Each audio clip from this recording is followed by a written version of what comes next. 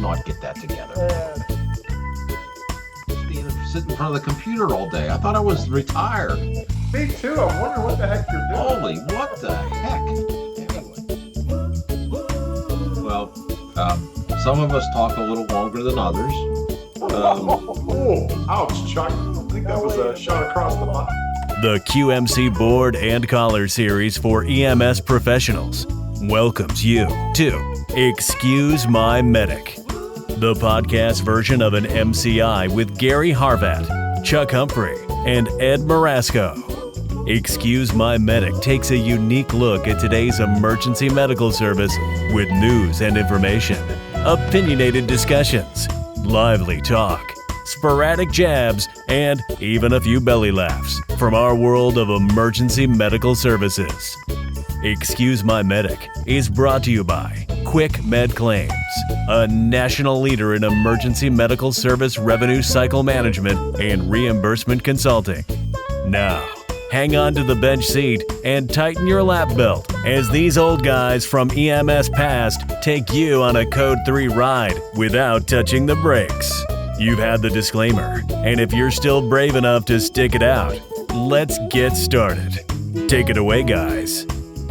Well, good day, everyone, and welcome once again to another edition of Excuse My Medic, or as we refer to it, EM2. My name is Gary Harvat. Joining me are my two esteemed, wonderful colleagues, Chuck Humphrey. Chuck and I are dressed pretty much the same this morning. Looks like we called each other. And then, of course, the exception to every rule is our good friend Ed Marasco, who's decked out in his holiday garb there with the holiday room. Well, actually, I have my holiday tree in the back. You guys see my tree? Yes, yeah. That's wonderful. Looks Yours great. Truly decorated that tree, just so you know. Wow. Yeah, I had a lot of time this year for some reason on my hands, and I did it. And I don't know if you can see beyond the tree, but we have snow this morning here in Western Pennsylvania. Chuck doesn't have any in Northeastern Pennsylvania, and I'm betting that down there in Hilton Head, where Ed is, he's probably got 65 degrees today. It is 65 and sunny, my friend. It is fantastic. Chuck, what were we thinking? I don't know. Here we are. But anyway, so I have to tell you guys, like Clark Griswold, I've have an exterior illumination fetish that just came out of nowhere. Oh. So I bought these lights. Yeah, I have to tell you about these lights. They're called Lumary, Lumary, and they're these little RGB lights that you buy a string of 6 of them. And there's different patterns, and you can choose a million somewhat colors. So I got these lights all hooked up out front, and they've been out there for a while. So I'm flashing red, green, and white, and then I'm ready now. The 4th of July comes along. It'll be red, white, and blue. Nice. Easter, I'll have these pastel colors. It's not going over big with the misses because every day I've got kind of a blinky new design, rainbow. This comes on, that comes, but anyway, it looks really nice, so I'm impressed. What I'm most frightened about is you and technology. Yes. Typically here at the Harvat house, our Christmas decorations was turning the front porch light on. So now we've really entered into a new era here. Ambulance Yeah, so I'm ready, and we got the house all decked out, and guess what? Nobody's coming. Nobody's coming. Any other year we got people over. This year, nobody. So we're doing the traveling this year, so it's fun. Get to see the grandkids, but all in all, it's all good. So Chuck, how about you? Well, we're decked out here. We finally got done just this week. We were very busy, it's looking a little bit like Christmas.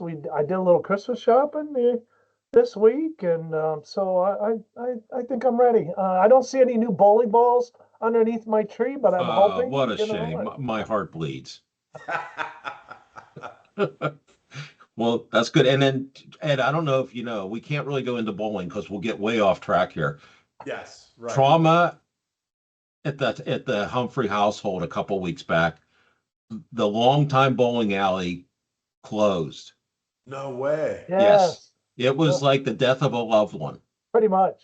Yeah. Oh, geez. Well, Chuck, you have a lot of free time on your hands. Why don't you buy the joint and open it Oh, See, back? that's what I no. said. I said he No. should have, he could be a bowling proprietor. No. Luckily, the next house down the road took us all in and welcomed us with open arms. So No, I we think he'd look found a good new behind the shoe home. But counter.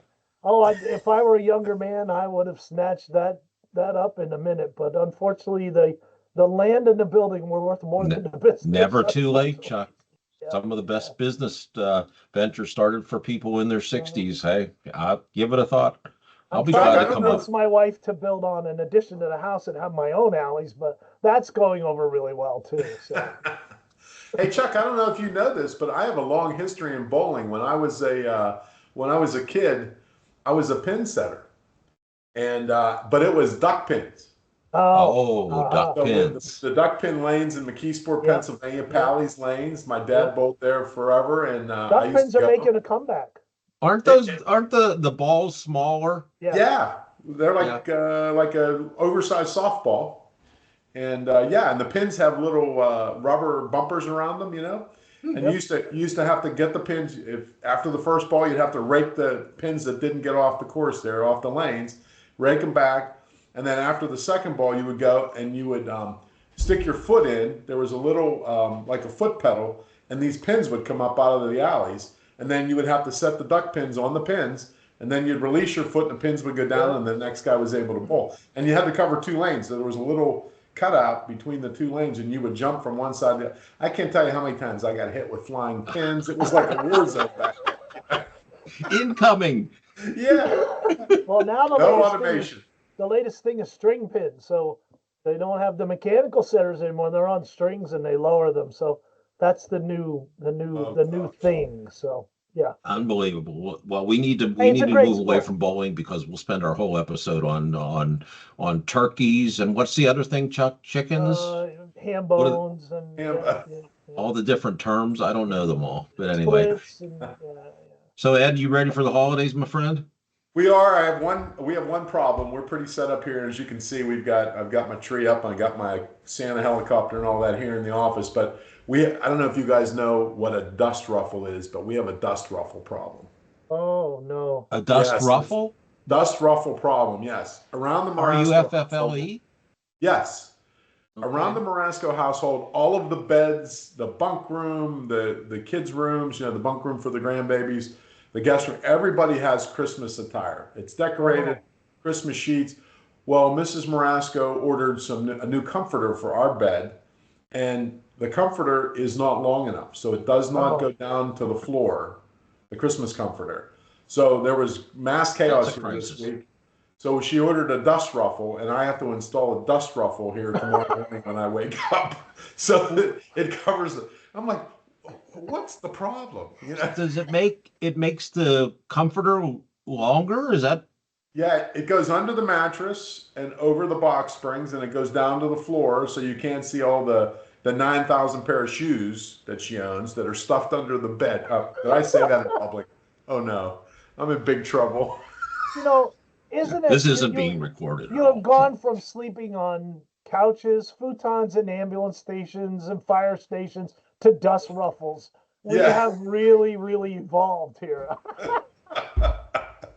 Oh gosh. Oh my. Well, listen, I wish you guys a great holiday with your families, and it's always good to get together on these episodes and have a little fun and just talk along the way because we don't do enough of that anymore with the way the world is and Chuck and I and being retired and Ed, you're a little bit south of us here, so it's good to Yeah. see you guys. But Ed, I know you've got some interesting information to convey about the ground ambulance advisory probably about 3 or 4 words that I'm missing out, reports. But I've wanted to take some time this morning and have you kind of review that for our listening audience because I think it's important information and it's something that we all need to pay attention to. So with that, I'll kind of just turn it over to you if you'd be so kind to brief us on that and with my thanks. Yes, thanks, fellas. Appreciate that very much. So, as our listeners probably most of them are aware, the Ground Ambulance Patient Billing Advisory Committee met over the last year or two. It was quite a bit delayed. And the Gap Back, as it's called, was commissioned out of the No Surprises Act to look at ground ambulance patient billing. You know, the No Surprises Act had a lot of coverage for hospitals and for air ambulance, but did not tackle the ground ambulance world. So for those of you joining us on YouTube today, I'm going to hold up this report, which is some 162 pages of information that was published after all of those meetings. But really what I want to focus on today as we go through this is chapter 7, and there are 8 chapters. And by the way, there's a lot of good background information. The conversations that took place between those individuals and entities that participated. Great dialogue, very important to read. I think it's insightful to read the whole thing if you get a chance, although, you know, may put you to sleep at night. But there's some interesting observations and some dialogue around some of the key issues in our industry. But what I wanted to focus on today was the 12 recommendations that came in chapter 7 of the Gap Back report that are recommendations or suggestions for congressional or agency action.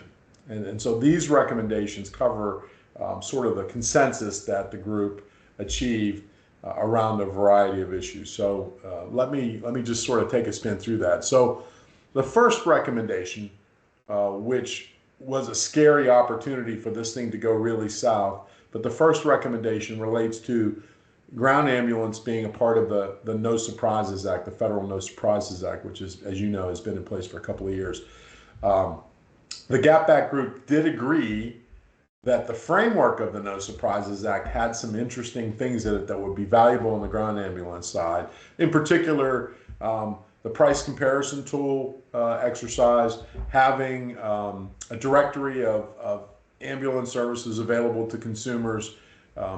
Also, there is this provision in the No Surprises Act that basically addresses if there's no state regulation addressing balance billing, then the federal legislation takes over and has sway. But it does acknowledge that the Federal No Surprises Act does not apply if there are state regulations covering these issues. And so that was adopted as something, a piece of the NSA that should be kept. However, the committee did observe that it would not be prudent for the Federal No Surprises Act to be extended to ground ambulance. And look, given our understanding and our experience with the NSA over the last few years, this would have been a train wreck. Oh.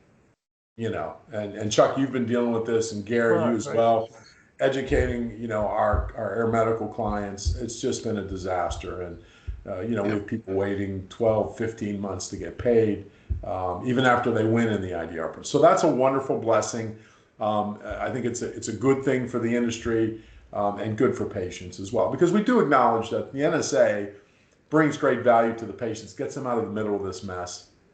And so that concept is something that was acknowledged and endorsed, but we're not going to do it, at least by way of the recommendations. It's not recommended to just add ground to the NSA. The second recommendation, which I think has been really, really valuable, and hopefully Congress will act on this, and that is the Gap Back recommended that Congress promulgate a series of definitions around EMS and medical transport to be used, you know, whether it's in future regulations or legislation or what have you. And so that's been incredibly valuable. A couple of them that are really, really important. The actual acknowledgement of community paramedicine and mobile integrated healthcare. So the Gap Back recommended that Congress adopt that, a formal definition of that. You know, there's always been this sort of a little bit of fuzziness around these matters, around mobile integrated healthcare. And so now it's clear to everybody involved that that's something that needs to be a part of the parlance. A couple other things in the definitions as well. Emergency interfacility transport was acknowledged as a thing. Those of us who've been in the revenue cycle management space know that it's a constant battle. The CMS and many of the insurers don't acknowledge that there's any such thing as an interfacility transport that's an emergency. Now, all of us who've been involved in medical transport, air and ground, for all these years, and many of you listeners out there know that there very much is a situation, it happens every day, when someone needs to get from one facility to a higher level of care, and time is of the essence. So clearly, the committee acknowledged that and suggests that that Congress and the agencies adopt a definition. The other thing is, with respect to emergency services, the definition of the prudent person or prudent layperson for us old timers is what sort of the definition always was.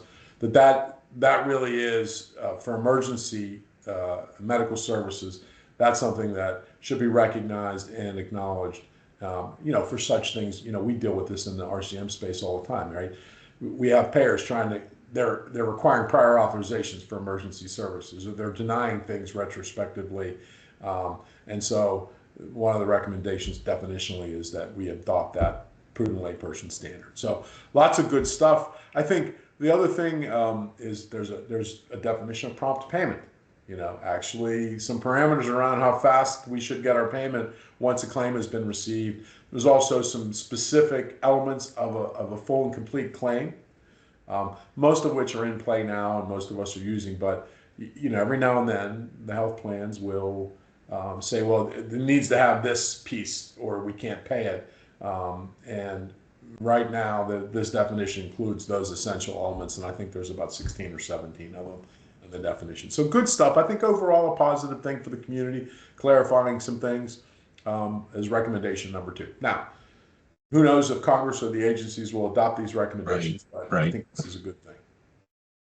Number 3, that Congress will require health plans who provide emergency care benefits to include emergency medical services benefits as a part of emergency care. And that's, it is really good news, without the need for prior authorization. Again, something we just spoke about. You guys know this, it's a nightmare. We're getting requests for, someone calls 911 and they get transported and they're saying they're not going to pay because there wasn't a prior auth. I mean, this is by definition an emergency. And so I think this is wonderful benefits and should be something that's favorable for our community. The next recommendation is that Congress convene a federal advisory committee to give recommendations to the jurisdictional agencies, so CMS and Department of Treasury and the Department of Labor, who are part of the balance billing sort of paradigm that we have, and that advisory committee talks about and considers the overall cost of providing health care, emergency medical services health care, as well as payment paradigm. So, this may be, and look, this committee took a long time to stand up. There's a couple other, right now there's an air ambulance quality committee that's just in the process of being stood up. Actually, one of our clients, Jeff Ritchie from Airlift Northwest, is chairing that group. But these things take a long time. We all have been clamoring for some adjustment to the payment scheme for CMS, and this may be sort of an opportunity, I think, ground and air ambulances to get improved reimbursement if this particular committee. So it was a good recommendation. I think it's a long-term benefit, perhaps. But I will say this: one of the observations about this particular recommendation is, this is another reminder. And Chuck, you preach about this all the time when we're on these sessions. You got to get engaged. You got to be involved. Because if we don't be a part of the process, we're going to have things done to us and not with us. Yep.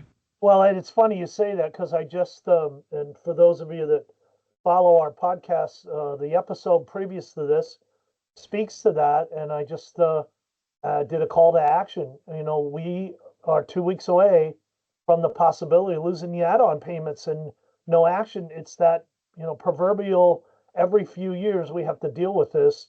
And I'm glad to hear that at least in the structure of that report, there is some kind of discussion about fixing the Medicare fee schedule once and for all, because this Band-Aid approach, and here we are 2 weeks away, Congress has not acted yet on it, and that's a substantial amount of money. So while you're listening to this, thanks to Ed for following the advisory committee, folks, get on the phone, get on your letter writing to AAA. Has a nice template for you to contact your legislator, and we need action on those add-on payments yesterday. to get those approved. Or there's a bill in the Senate to increase them. An increase would be marvelous until we get this fixed. Yeah. Yeah. Yeah. Thanks, Chuck, for reminding us about that.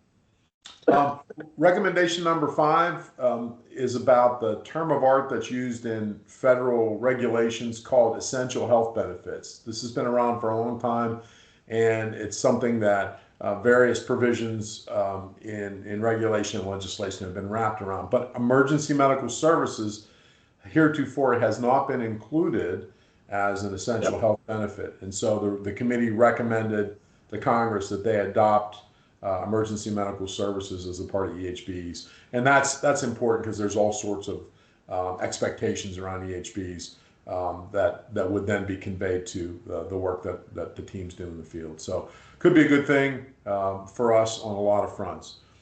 Recommendation number 6 is that Congress place limitations on billing for ground ambulance, emergency and non-emergency services. Specifically, you may not bill patients prior to trying to get insurance information.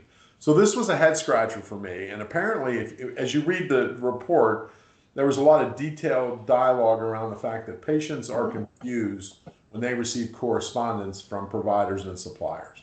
And we laugh about it all the time. As a consumers of healthcare, us 3 old guys have been, unfortunately, over the last couple of years. We've all received that statement that says very bold letters and across the top or sometimes across the middle, this is not a bill. It's not a bill. Right. But apparently there's still people who are confused when they receive that statement, even though it says this is not a bill. It's required to say that. And so now this recommendation is for Congress to adopt a standard that says you may not send a bill to patients at least until you've made 3 to 7 days. I don't know how they came up with that range, but 3 to 7 days of effort to try and find insurance information. Now, those of us in the RCM space know that one of our most valuable assets to try and find missing insurance information is the patient and the family.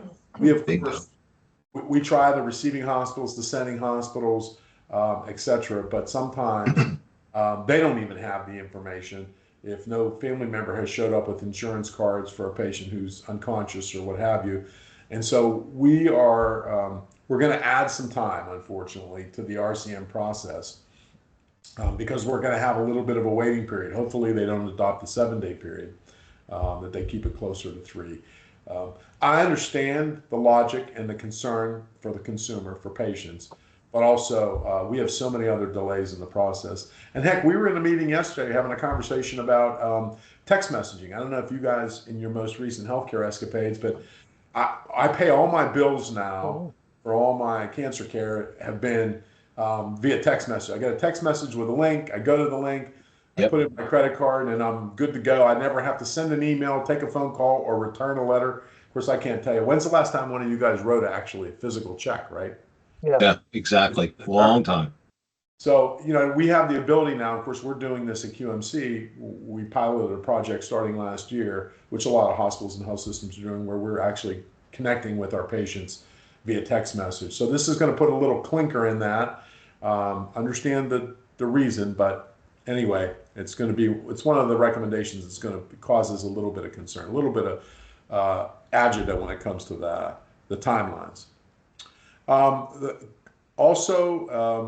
This is going to be a clinker too. The recommendation from the GAP Act is for Congress and the agencies to come up with a maximum cost sharing amount for ambulance services. And unfortunately, this language uses the recommendation in this language says the lesser of $100 or the contractual cost sharing amount, patient cost sharing amount in the patient's insurance product. Now, God bless them, the $100 is going to be adjusted by the CPI annually, but think about it. For many of us, many small ambulance services, that $250 we get from the patients, the copay, is the difference between staying in business and not. Yes. And understand it's a burden on the patients that we serve too. But there's a lot of agencies that are going to have their revenue cut significantly if this provision goes through. So again, understand the logic, but that dollar amount is a little bit of a head Yeah, scratcher yeah. as well. Recommendation 9 is that Congress or the Secretary of HHS amend the relevant conditions of participation to require healthcare institutions to share information. So right now, as ambulance providers and suppliers, we get information from hospitals only by the good graces of the hospital and by the good relationship. And on our side at QMC, we work with our clients, with the ambulance services, EMS agencies, to introduce us to people, especially when it's a new client in a new area, to their hospital contacts, so we can reach out and open up a dialogue and have a process in place to get insurance information. Some hospitals and health systems are more willing than others, and we've seen the whole spectrum of response when we make those inquiries. This is going to require, if you're going to participate in the Medicare program as a physician, an urgent care center, a hospital, an emergency department, whatever, you're going to be required to share demographic and insurance information with the ambulance services. So this could be an incredible benefit for us to be able to streamline the process. Now, of course, it doesn't say anything about who's going to bear the cost of that process, right? I can see this scenario where, and we've done these interfaces with Epic and Cerner and other enterprise platforms with health systems. There's always a question of who's going to pay for the programming, or who's going to pay for the cost of that medical records clerk who's pulling those charts for us and sending the information. So again, the recommendation is silent with respect to that, but it does say that you must cooperate and provide the information. Recommendation number 10 it requires emergency ambulance providers to bill consumers with the minimum data elements in a standardized bill. So again, related to one of the earlier recommendations, it gives the essential elements of what needs to be in the bill and how the bill needs to be or can be conveyed to the patient. So trying to standardize things. I don't know about you guys, but I think most of these bills are pretty standard. I mean, I know the ones we send out to patients are all based on, industry standards and compliance guidelines that are out there. Obviously, there's some customization, some QR codes for linking to online payment tools and some of that stuff. But apparently, there are some places where these invoices go out and they're not standard and they don't have all the basic information that a patient would need to verify that it was their claim and their episode of care and all that stuff. So anyway, that's I think that'll be a favorable outcome if it's included. Recommendation number 11 creates some guidelines for those states that have state-driven payment regulations. So for example, we know we have lots of clients in Arizona. Arizona is a highly regulated state from an ambulance payment perspective. Those payments are issued by, and I believe, I think it's county-based or regional EMS system-based, regional EMS, jurisdictionally based. But there are predisposed rates. So you can't just bill whatever you want, much like the Medicare and Medicaid fee schedules. Commercial payers, there are rates for ambulance services in the state of Arizona. Recommendation number 11 puts some guide rails around how those rates can be developed. In particular, the efficacy for having public input into those rates. So some places that have rates, it's a very closed process. More often than not, much like our friends in Arizona, it's an open process. There's hearings and things of that nature before the rates get dropped for a period of time. But nonetheless, guide rails for state and regional rate setting, which hopefully will protect both providers and suppliers as well as protect patients. Which And is Connecticut and New Mexico also have that same, yeah. Connecticut's had it for a while, haven't they? they have, yes. Yep, I thought so. And Chuck, I should know this, but I don't. From a Connecticut perspective, is there a process that where the community can provide input, or is it the regulators? I am not aware of that. No, it's set by a commission and Right. it's reviewed only annually. Gary, is unless there's an application process that they go through where an ambulance can actually petition for an adjustment. It reminds me of the old inherent reasonableness days for Medicare. But I'm simplifying this way far for our purpose here today. But I don't know of public input. No, I'm not aware of that.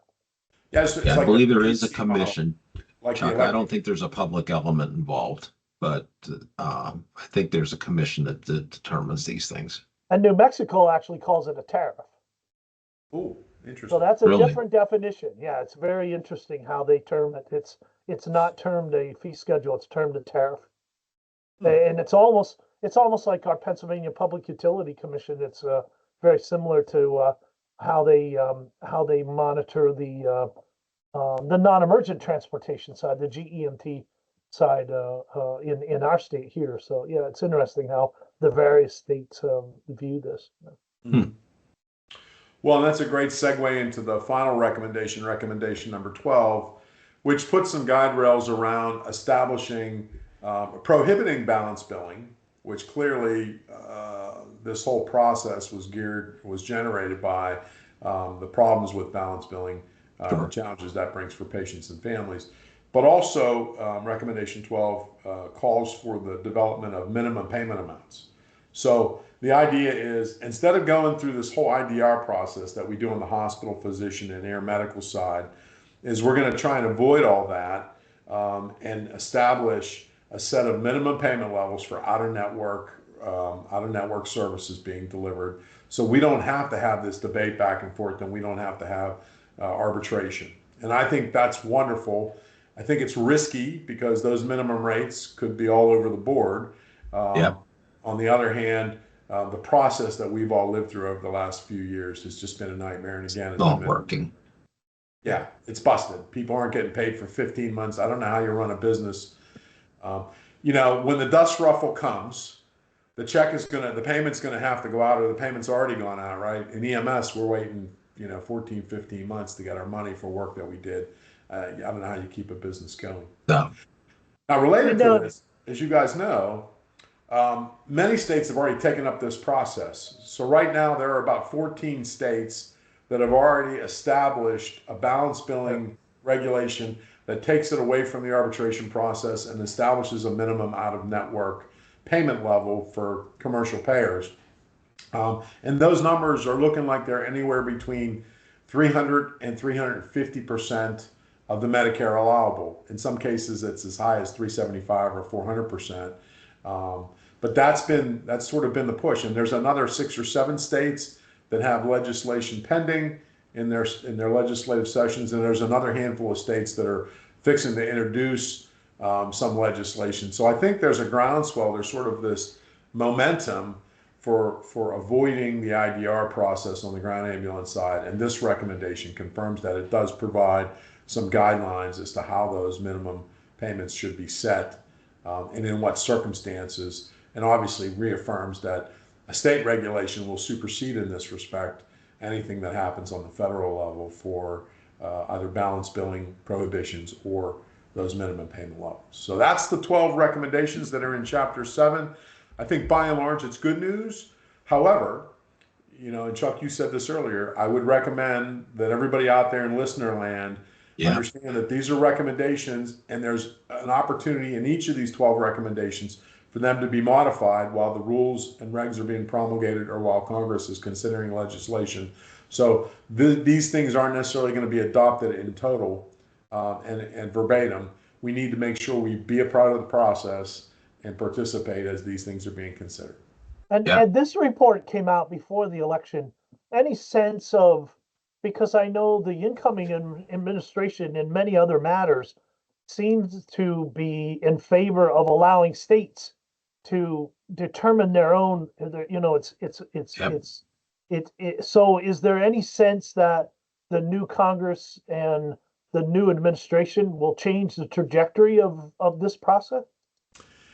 Well, it's a great question, Chuck, and I think that's exactly why we have to be engaged as consumers and participants in the industry, in the community, because you're right. These recommendations came out of this committee. It took a couple of years to put them together.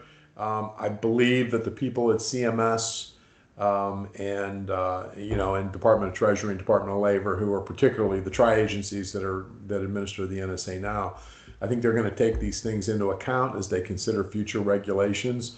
But those directions change. I mean, there's going to be a new Secretary of HHS here in a couple of months, and so I think it behooves all of us to continue that dialogue. We've been very successful, not to digress into the VA situation, but we've been very successful over the last year and a half, opening a dialogue with the VA around the payment situation. There was a recent lawsuit case that struck down the VA, the current VA regulations but are also on hold until 2029 because of all the good work and the relationship. There's going to be a new VA secretary. There's going to be a new HHS secretary. There's also undersecretaries being appointed, people who are going to impact our lives as EMS providers and suppliers. So we have to be engaged to make sure that they're educated about the report, but also all the background that went into producing these recommendations. Yeah, you make a good point about the VA. That's a good case where engagement paid off. And it's unfortunate that it hadn't involved the legal process, but sometimes that's the case. We have to stick up for ourselves. And that's something that the ambulance industry in America has not done well. We've not had a heavy lobbying presence. And of course, I always give kudos to AAA and the various state associations, but there's a case in point where something was going to be thrust upon the industry that would have been wholly damaging that now has been upended. So engagement is key in anything, and certainly with our industry for sure. Yeah, great stuff. Yeah, couldn't agree more. Ed, thank you so much for that information. I recognize the recommendations, and some of them will surely be an uphill battle. But like you said, for the most part, the recommendations are good news. Let's just see where this ends up at the end of the day. But let's hope it continues to be for the good. Yes, sir. Because God knows there are lots of struggles we have in this industry, both on the air and ground, and this is hopefully will prove helpful in the long run. That's I'll leave it at that. But Chuck, you couldn't have said it any better. I serve on a few committees, and people have to speak up and make their voices heard. It's the only way the industry is going to move ahead. And I don't want to get up on my soapbox any further, but because I've said it before, but that's really what has to happen. Yep. Anyway, well, Ed, thanks so much, and I appreciate it. And always good seeing you guys. I know it's a busy time of year, but we always like to get together and send our thanks to the folks out on the street who are working this busy holiday season. And Chuck, I know you wanted to convey a few sentiments along the way, so I'll let you go. Yeah, so now that I'm not on the street, I'm more even aware of all that time that I spent away from my family as they grow, and you think back. Sure. And just to those of you that are out there, anyone who's scheduled for Christmas Eve, Christmas Day, New Year's Eve, New Year's Day, thank you. That's all we can say is a profound thanks. Your community, whether they always communicate it to you or not, they appreciate you. They know what you do. I think they're more aware of us than they ever were. But be safe. It's a time of year, and also just want to remind you all, take care of yourselves. This is also a time of year where we focus on mental health. And if you're out there and you're feeling lonely or you're down, pick up the phone and call someone. You've got a friend. There's 988. There's whatever. Sometimes a quick conversation to relieve that stress, or a bad call, or something that's happened on that wonderful day when everybody else is cheery and bright. You may not be so cheery and bright, and don't hesitate to. It's not a stigma to use your EAP program at work. It's not a stigma to talk with someone. It's vital, and don't be a statistic, folks. This is a bleak time of year, but think about those who rely on you, your families who love you, and I can't stress enough. Take avail to what resources are out there to help you. You're helping everyone else. Don't forget your own self-care during this time, and thank you again for what you're doing. Absolutely. Yeah. Thanks. Chuck, for bringing it up. What a great message. Yeah, I mean, you guys out there doing your job day in and day out. We appreciate you, and we appreciate the commitment that you make. As Chuck mentioned, we all spent time away from our families, and we still have family members who are serving in various ways the communities around us, and we will miss them and miss seeing them, I'm sure, during the holiday season as well. But they do good works. A special shout out to our friends in the Northeast and along the Great Lakes. Please be exceptionally careful with the crazy weather conditions that you're all enduring. Be safe as you're out there caring for people on the highways. I saw a video clip this morning, an unbelievable rescue truck on the side of a highway in Western New York got taken out by a box truck going by that was sliding out of control. Only by the grace of God, nobody got killed, but you can see the firefighters trying to get out of the way. So please be careful, be aware of your surroundings, stay warm, and be careful when you're out there caring for others. Very well stated, gentlemen. Very well stated. Tough time of year. We don't appreciate it being on the inside as for the jobs that they have to do. Well, we probably have a little better understanding than some, but ultimately, people get sick, ill, injured. Christmas morning, Christmas evening, New Year's Day, New Year's Eve, and they're always there for us. So again, whether you're an EMS ground guy, an EMS, an air medical flight nurse, flight medic, whatever it might be, law enforcement, firefighters, know from the three of us and beyond, many, many, many people appreciate all you do. So with that, we'll again state our thanks for listening. We appreciate you tuning in all the time. Still amazing to me, but we're glad that you take a listen. We hope you find these sessions informative. You can always feel free to reach out to QMC if you have suggestions on our program. We're glad to take those into consideration. We have over 200 episodes out there. You can search iHeart Radio for the QMC EMS Board and Caller. We've got them podcasts. We've got them on YouTube. I don't understand all this other different media, instant cartgram thing. I don't know what they are, but I know those two we're definitely on. I'm just not up to snuff on all these social media outlets that people have these days. So I'm good with YouTube. I only use Facebook for one purpose, and if you're a pirate fan, you probably know what that is. But we'll just leave that for another day. But anyway, my thanks to Chuck and Ed with best wishes for a great holiday for you and your families. And thanks again for always joining in and being part of this program. So with that, I'll thank everybody again and say, hey, Be Be safe out there.